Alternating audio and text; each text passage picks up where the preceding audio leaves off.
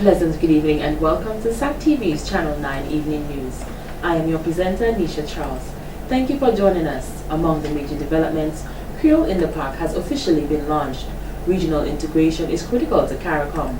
14 faulted in gun operation in the U.S. And in sport, the Dominica Amateur Athletics Association to host its first 2K and 5K road races this Sunday. Details of these and other stories after the break. Thank you for staying with us. Now for the details of the news. As part of Public Service Day activities 2012, a panel discussion on OECS integration and its implementation for the public service was held on Wednesday, September 19th. President of the Dominica State College, Mr. Donald Peters, says education is a very important yet expensive industry. Transborder education, for instance, is a multi-million-dollar industry. And what we mean by transborder is that if you look in your little newspaper, you will see that people can do degrees here online for universities and colleges all over the world. Most of them we don't even know. But they pay their money and they get an education. So it is lucrative. In the past 20 years, 2 decades, a number of new colleges and universities have emerged in the Caribbean. The University of Trinidad and Tobago in Trinidad, the College of Science and Technology in Trinidad and Tobago. Mr. Peters went on to say that an education is critical and governments throughout the Caribbean are recognizing that they need to establish an education system that could educate the people sustainably and efficiently. You cannot build a nation by importing people to do the work. And therefore, there was a major university in the Caribbean who met most of the needs of the Caribbean 54 years ago. But today, the needs of developing countries are significantly more than that university can provide. And therefore, we've seen that these small governments have gone out and established their own institution. General Secretary of the Dominica Public Service Union, Mr. Thomas Later, stated what he saw recently as a positive move by the leaders of the OECS. And that is with the establishment of the OECS Assembly, which is the newest organ of the OECS, established by the revised Treaty of Basse. And as you heard earlier, in 2011, the revised treaty came into effect. And that was really required or needed in light of the global and regional challenges with which citizens from the OECS, as well as the world over, are faced with. And I would really advise that we do some reading on the OECS Assembly, look at the composition, and so on. Mr. Later mentioned one of the things which he believes that we need to bear in mind. It is one of the areas of concern, and the issue of statutory public holidays, sick leave without pay, are all these things that have certain differences as you move from territory to territory. So in mentioning those things, I'm sure you will agree with me that there is a need for harmonization. Even the question of leave entitlement, that is something that one has also to look at. He says in some territories, the leave entitlement of 12 weeks may be extended to 14 weeks. Further extension may be on medical advice without pay. And in some instances, the question of maternity leave or benefit is something that varies. There are countries where it is limited by the number of pregnancies for which the employee has been given leave. So after being given leave for a certain number of pregnancies, you are not entitled to leave anymore. So here in Dominica, I think we are extremely fortunate. When I say we, I'm also speaking on behalf of the ladies. Dominica native Dr. Carissa Etienne will be the new director of the Pan American Health Organization, PAHO. She was elected on Wednesday, September 19th during the 28th Pan American Sanitary Conference. Persons in the health arena are overwhelmed with gladness at her victory. Acting Permanent Secretary in the Ministry of Health, Mrs. Helen Royer, says Dr. Etienne is well deserving of the position. We were very convinced in the Ministry of Health that Dr. Etienne would have won, and that is based on the way that she was being sold out. There was much work done between the Ministry of Health and Foreign Affairs, the government, and I think we went a long way to ensure that she was sold very well. And we are very grateful for the commitment from all the CARICOM countries. PAHO is an international agency and Dominica has benefited from them in regards to immunizations, workshops or anything relating to health. Mrs. Royer says having worked with the health system in Dominica, Dr. Etienne is the right person to assist in ensuring that Dominica gets the help that it needs from organizations like PAHO. And some of the reforms that took place in primary healthcare was actually led by Dr. Etienne. So I think Dominica has been a model for primary healthcare, and that is something we can boast of. And I'll tell you, just sometimes last year, she actually was influential in getting one of our other stalwarts, Nurse Jean Jacob, she went to Washington, and she was leading or actually selling out our primary healthcare system to other countries. Dr. Etienne holds degrees in medicine and surgery from the University of the West Indies, as well as a master's in community health and an honorary diploma in public health from London School of Hygiene and Tropical Medicine. I spoke to her myself this morning, and I think we are still very elated, and we are looking forward with great anticipation. I mean, when you look at these laudable achievements, one can well realize that she deserved it, and we are very happy for her and her family. She has been visiting us, and we're expecting her to come back. Actually, she told me she's hoping to be back here before she starts off her position as director. And the Ministry of Health, together with Foreign Affairs, with our Prime Minister, and Dominica on a whole, we are really excited. Mrs. Roy is looking forward to seeing Dr. Etienne sit as the new director because she knows the areas we need assistance in Dominica. When you remain focused like Dr. Etienne, she moved from one position to another, and the humility that she has, that is what really touches me. She is very down to earth. If you meet Dr. Etienne, you may not know who she is, but she reaches down, and what I'm really looking forward for, I know one of the ideals for her is that of equity in health. She is the person who actually initiated under her direct leadership in Dominica universal coverage, ensuring equity of services, that persons that need health can access health services. In the ministry, they are looking forward to discussing the way forward with Dr. Etienne. Dr. Etienne will begin her 5-year term on February 1st, 2013. Create your family dynasty through adult education. That was the theme for the Adult Education Division National Graduation Ceremony on Wednesday, September 19th, where a large number of participants graced the Arak House of Culture, some for the first time. Their motto is Ignite Your Flame, Continue Learning, and Mayor of Roseau Cecil Joseph says to the graduates that they have been given a torch, and that torch should be extended to every community that they encounter. And within the Adult Education Department, it must have strong leadership with a great focus. And that focus is to see over 300 participants from around the country participating to ensure that they empower themselves, to ensure that their community move from one level to the next, a higher one, so that they can not only see more success internally, but they can see some success with the economy, can see some more success in dealing the virtues of life. He asked the graduates to be grateful for the skills they have been taught and to remember the persons who ensured that they reached such levels. Adult Education Aide for the North Zone, Ms. Melanie Francois, says programs can be more successfully implemented when they are made with the students and not for them. If given the right tools and motivation, adult education can empower and bring about attitude change in the whole development thrust of Dominicans. The thirst for new knowledge is slowly but surely taking roots, and we need to pamper those buds. Over the years, adult education has been stigmatized as the area of education set aside for poor, foolish, and illiterate persons. However, division staff has been working tirelessly to change that perspective. She says in 2012, there were still many persons out there who cannot read and write. In 2012, the Adult Education Division secured passes in English, Social Studies, Accounts, Principles of Business, French, and Maths at CXC level. Adult education continues to be the medium to channel this form of education. Crime and violence, high levels of school dropout, illiteracy, teenage pregnancy are some of the major problems that can be solved if greater financial and technical support is provided to the division from all major stakeholders. The value of adult education cannot be measured in l'argent sèche, but the change brought about, both socially and culturally, is immeasurable. Minister for Social Services, Community Development and Gender Affairs, Honorable Gloria Shillingford, said the participants have made their personal development their priority, and this augurs well for national development.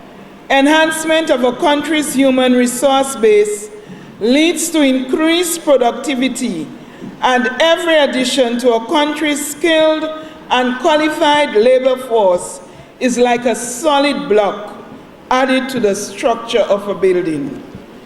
And so as building blocks, you are now called upon, where possible, to pass on the knowledge and the skills which you have acquired, and further to encourage others to participate in programs of the Adult Education Division. In doing so, they will assist in increasing capacity in their communities and by extension the country. She hopes they can put their newfound skills to use for positive productivity and growth. Although many Kalinagos have been calling for the privatization of Kalinago land so they can use it as collateral when trying to secure loans from various financial organizations, one senior Kalinago Council member thinks otherwise. Kalinago Council member Mr. Prosper Paris says that despite what others may think, this will result in the takeover of what we know as the Kalinago territory by financial institutions. He says this will take place very quickly when the Kalinagos default or simply do not repay the loans, and the institutions would be left with no choice but to seize the collateral, the Kalinago land, which would then be used or sold to outsiders who would be the ones with the cash to pay for the land.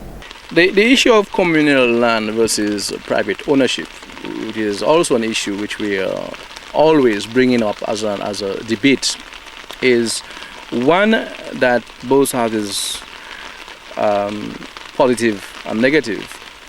But that's a positive for me, because had it not we own this as communal land, the land would have taken by somebody long time, because Kalinago people over the 20 years, as I've seen, most people want to sell. People want to sell their lots, and it's a good thing that they're selling their lots to order. You can sell your lots, the produce on what you have, to your family or your people within the territory itself. Mr. Paris pointed out that if, when the loan is acquired, the money is not managed adequately, the Kalinagos will lose their land, which is not what they want to see ever in this case. The solution is not to privatize the land. It is not even enough to privatize. You have 3,782.2 acres of land.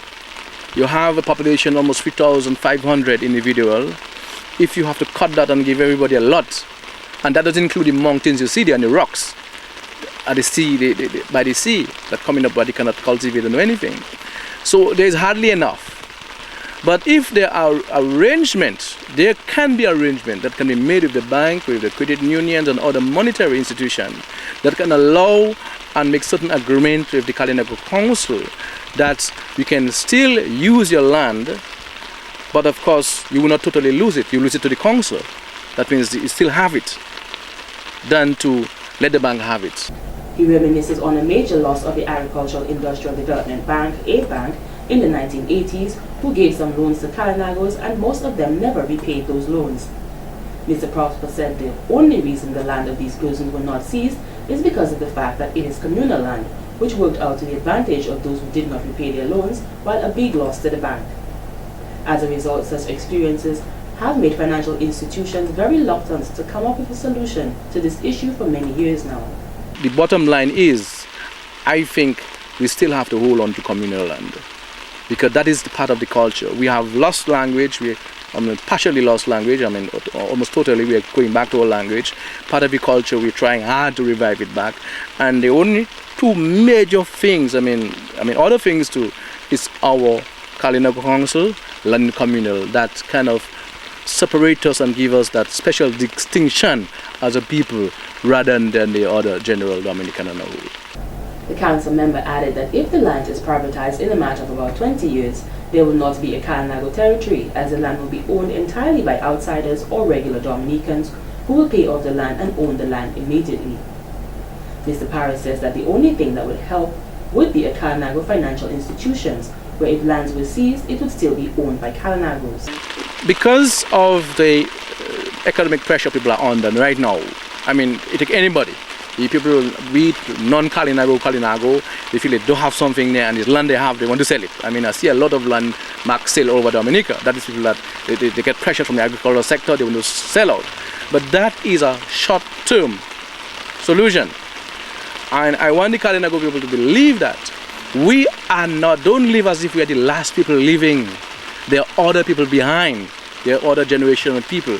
If our forefathers were thinking that way to sell out and just get away from it, we wouldn't be here. They thought that they keep that piece of land as treasure. They lose some, they lose people, they lose, they call them all things savages, warlike if they want to. But that is the whole soul effort they had, was to hold not only Caribbean territory, the whole of Caribbean, Dominica, and then now we have the small territory, which is the smaller Dominica. We have a bigger population than there was then, and we can be able to speak on our people's behalf. We should not surrender our land. The issue of colonial land will be the topic for a debate which will take place on Thursday, September 20th in the Kalinago territory as part of Kalinago Week. The wait is finally over as the lineup for the 10th annual Creole in the Park CITP has finally been made public. This was done on Thursday, September 20th at the official CITP launch ceremony. CEO of Discover Dominica Authority DDA and Director of Tourism Mr. Colin Piper says that the DDA has to increase visitors to the island, and the CITP is one of the smart ways of doing so in addition to other festivities. So I'm challenging us all to get together and really see how we can market this time period, you know, as such, so that we can increase the number of people coming to the island. With more folks coming to the island, the spin-off obviously are sure to come back to the commercial sector by way of increased spend. So let us pledge in the natural interest to commit to partner more in the future, but in more meaningful ways. Chief Cultural Officer Mr. Raymond Lawrence says CITP provides a wonderful platform for locals and regional artists to showcase their talent while performing their music. Of course, Creole in the Park attracts many Dominicans and visitors alike and has provided the independence celebrations with another wonderful avenue for the expression of our Creole culture and its various manifestations. Minister of Tourism Honorable Ian Douglas pointed out that this is a signature event in the Independence calendar which needs to receive the continued support it requires to keep it alive. He says it attracts many persons to get a taste of our Creole culture in various forms while highlighting everything Creole about Dominica. And this is why I have embraced the Mayor Cecil Joseph's idea for a Creole symposium to be held at some time around Creole in the Park or at some point during our Creole celebrations, where we can sit down as a common people of a common history and heritage to dialogue on various aspects of our Creole culture. I'm also happy that young and upcoming artists as well have a chance to showcase their product and showcase their talent at Creole in the Park. And they're given a stage to showcase what they have to the rest of the world and to entertain other Dominicans, local Dominicans, and our visiting audience. Mr. Douglas added that the CITP is a magnificent event for Dominica and thanked Lime for such a grand event leading up to the World Creole Music Festival. Lime's General Manager Mr. Jeffrey Baptiste said, originally CITP was to be a full-day event in the People's Park. However, further discussions with the government, it evolved into something bigger and has grown each year to be the biggest daytime event now in Dominica. The reviews from all key stakeholders on Creole in the Park are overwhelming, receiving high praise from all who attend and who became and has become a huge attraction on the calendar of events for independence.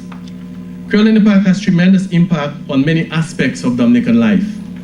The economy thrives, the hotel sector benefits, the airlines benefit, the vendors, taxi drivers, and our tour operators benefit, restaurants and supermarkets benefit, the musicians and artists benefit. He said it has been evolving over the years and it has also been difficult to stage the event as they are not immune to the global financial crisis.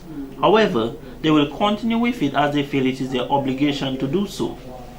Mr. Baptist added that persons are expected to increase contributions to $5 on day 1, 2, and 3 of the CITP, and day 4 to $10 as mega artist Mr. Vegas will grace the stage on the final day. The National Cultural Council and the Forestry Division will be benefiting from the gate receipts of the event. The lineup of the event is as follows. Day 1, Monday, October 22nd, Colton T, Caribbean Vibes, Triple K, Asher Thomas, and Midnight Groovers. Day 2, Tuesday, October 23rd, Brothers of Destiny, Ecstasy Band, Breve, Fanatic Band, Swinging Stars with Caribbean Calypso Connection featuring Vigilante, Black Diamond, Soulpuss, Checo, Psy, Caressa, Hunter, Scrunter, Bob, Mighty Logas, and Dice. Day 3, Wednesday, October 24th, Cross Vibes, Suburban, Grenada's Tall Pre and Short Pre, Lavaman, WCK, Trinidadians, Benjai and Kerwin Dubois.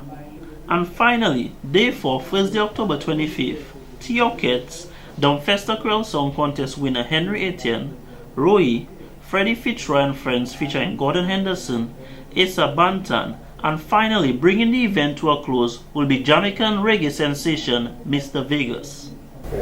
Cricket fans would be happy to know that SAT Telecommunications Limited is the only television company in the country which will be carrying the ICC Women's World's 2020 semis and finals aired live.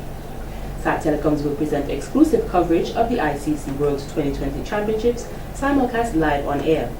Exclusive live coverage of all matches of the ICC World 2020 Championships from Sri Lanka will be covered, culminating with the final on October 7th. In addition, ESPN Caribbean will provide exclusive live telecast of the ICC Women's World 2020 semi-finals and finals on October 4th, 5th, and 7th. The West Indies men's team 2 group stage matches are on September 22nd versus Australia and September 24th versus Ireland, both at 9:45 a.m. Eastern Time and repeated at 8 p.m. each night. Since cricket is an integral part of SAT's programming lineup, we are especially pleased to present our exclusive live coverage of the Men's and Women's World 2020 Championship with very competitive West Indies teams to cricket fans. The West Indies team, after a strong pre-tournament showing, is considered a top contender to unseat the 2010 champion England for the World's 2020 title this year. Led by captain Darren Sammy, the West Indies include the return of Jamaican Chris Gayle, who scored the first ever 2020 International 100 in the inaugural World 2020 Championship in 2007. Other world-related players include Kieran Powell, Sunil Narine, and Dwayne Bravo. Captain Marisa Aguilera and Vice-Captain Stephanie Taylor, the leading all-rounder in women's cricket, anchor a competitive West Indies women's side. Several of the world's top players also are on the team. Off-spinner Anis Mohammed, left-handed all-rounder Chanel Daly, world record holder Deidre Dottin, and fast bowler Shakira Selman. After 2 weeks of launching the Bring a Friend campaign, Discover Dominica Authority is reporting that several persons have already signed up and registered their friend to visit the nature island of the Caribbean, Dominica. Marketing executive of the DDA, Ms. Samantha Smith, says this campaign is aimed at increasing tourist visits to the nature island Dominica, so the funds spent will boost the economy. We have launched a new campaign called the Bring a Friend campaign, and really what it is about is to encourage overseas nationals, so to speak diaspora, when they visit the island during festivities such as the World Creole Music Festival and Carnival, that they bring a friend along with them during that time. What we've done is basically gotten in contact with some of our service providers and basically requested from them their support with the campaign, and what they have done is to provide sort of like an incentive for persons bringing friends with them when they visit the island to get discounts. Ms. Smith pointed out that there will be discounts on spa treatments, restaurant meals, accommodations, and various activities. She also added that this will aid in the promotion of Dominica, as the foreigners will relay their experience to their friends and family, so it is important that we all do our very best to ensure each visitor has a wonderful stay here in all aspects. One of our mandates, the Discover Dominica Authority's mandate, is to bring persons, to increase the number of visitors on the island and also to increase foreign exchange. And we felt that that campaign would do sort of like two things. It will definitely allow persons to bring someone with them when they visit, which will increase our the number of visitors, overnight visitors on the island, stayover visitors, and then they will also be able to spend. So we want them to come for the festival, yes, but we want them to get a full experience, and that would be, using some of the services that are available on the island. The marketing executive explains how people who are interested in the campaign can enter to participate. We are asking persons to visit our website www.discoverdominica.com, and there they can pre-register to receive their coupon book. Basically, it's just to secure your book. So you go on there, you fill in your name, when you intend to travel, just so that we know, because the coupons are valid from October 21st to November 4th. Basically for 2 weeks during that period, and therefore when you get onto there, you put in your information, which is your name when you intend to travel, and your friend's name when the person intends to travel, so that when persons come in to the airport, they check out our information desk at any of the ports of entry, and therefore we can verify that yes, you did come in, and you simply come to our office, the Financial Center building, and you can collect your coupon book. It's as simple as that. Ms. Smith highlighted that since the launch of the campaign, persons have been very enthusiastic about the idea, and registration has been going very well. As this is the first time for the campaign, they do not expect a large increase of visitors participating, as some may have made the accommodation arrangements already. However, the campaign will be on for the Carnival 2013 season, so everyone will be sensitized ahead of time to take full advantage of the campaign by registering early. Well, we hope that it will be mainly during the festivities. So at first it is during the Creole Festival, and the second will be during Carnival, which is the next event that we will have here. And if basically based on its popularity and the result of the campaign for the 2 events, then we can decide whether or not we'd like to extend it to other events, such as probably Jazz Festival, Dive Festival, Hike Festival, etc. The DDA marketing executive says one of the main objectives of the campaign is for persons to not just visit but explore Dominica, as the island has so much to offer which people need to be aware of in order to take advantage of them. She is of the view that the more the local people know about Dominica, they will be better ambassadors, which will enable them to market and encourage visitors to Dominica much more effectively. The authority is extremely pleased with the steady progress of the campaign thus far, and can only hope for greater participation in the few weeks ahead of the festival. With the same drive and enthusiasm, they hope that the same can be adopted for the Refer a Friend, which will be part 2 of the Bring a Friend campaign.